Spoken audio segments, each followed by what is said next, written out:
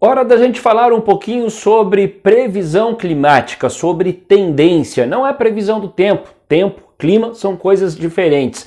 É falar para vocês o que a gente pode esperar dos próximos 3 meses de maneira geral, tanto em termos de chuva quanto em termos de temperatura. Estamos terminando o inverno, vamos entrar na primavera, já começamos a falar um pouquinho o que a gente consegue ver da primavera. Essa é a ideia do vídeo. Vou trazer essas informações aqui para vocês. Então, bora trabalhar!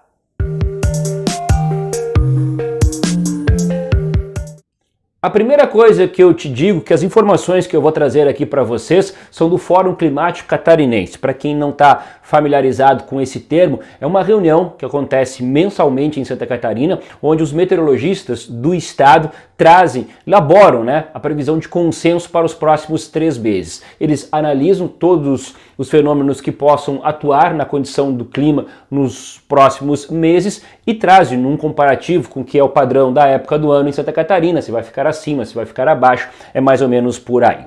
Eu começo te falando sobre a questão da maior influência na questão climática dos próximos meses em Santa Catarina. A tendência, pessoal, é que a gente tenha o que eu coloquei aqui atrás, para quem já tem uma certa familiaridade, já sabe o que é influência do fenômeno climático Laninha. Nós deveremos ter a manutenção do Laninha, olha que ele vem, se eu não estou enganado, desde maio de 2020 atuando. Em alguns períodos ele fica um pouco mais fraco, perde um pouquinho as suas características, nunca perdeu totalmente, mas às vezes perde e às vezes acaba se intensificando. Tá, mas quais são essas características, Leandro? A curto, de modo bastante simples, tá?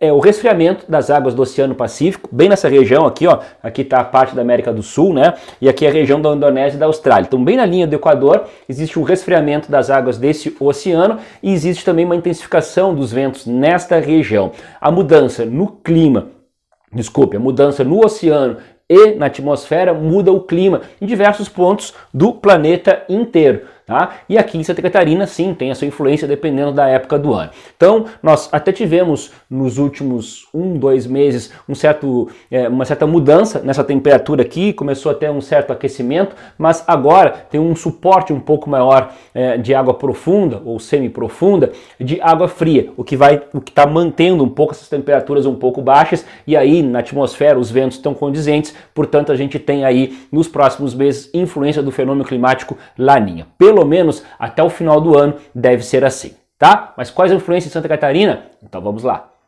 Claro que aqui não é só o Laninha que influencia, existem outras maneiras da gente também saber o que está acontecendo em termos de clima, principalmente na questão dos oceanos. Bom, mas tudo, pessoal, estou falando agora para vocês sobre a questão da chuva, da gente ter chuva abaixo do padrão da época do ano ao longo desses próximos meses. Estou te falando do mês de agosto, de setembro e de outubro. Então, no trimestre, a gente deve ter chuva abaixo do que é o padrão da época do ano. Então, estou te falando ali, agosto, setembro e outubro, boa parte do período é inverno, pelo menos no calendário, e já projeto pelo menos o início da primavera.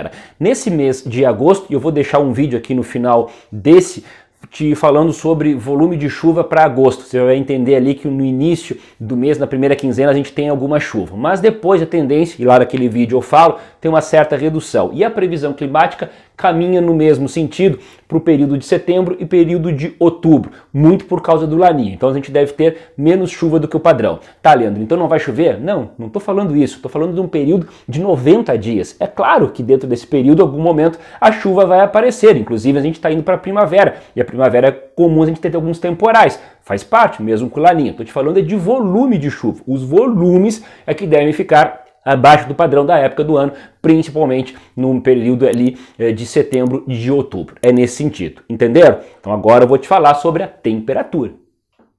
A temperatura, pessoal, ela tende a ficar dentro do que é o padrão da época do ano, principalmente dentro desse mês de agosto, mas acima do padrão para cima.